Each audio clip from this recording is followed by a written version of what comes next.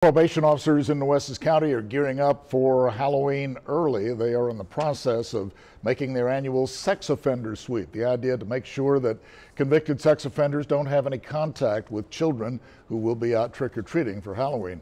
Our Michelle Pedraza joins us live now with more on what the probation officers are doing. Michelle?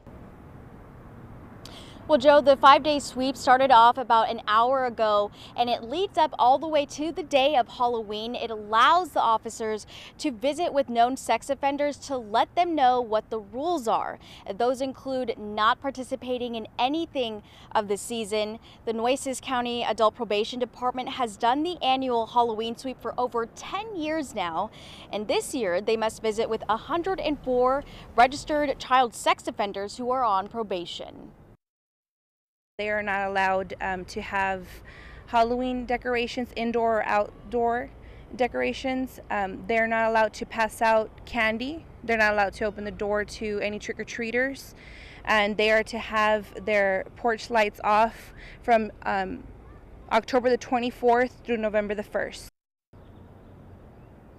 Neighbors of sex offenders on probation are asked to call 361-854-4122 to report any suspicious activity.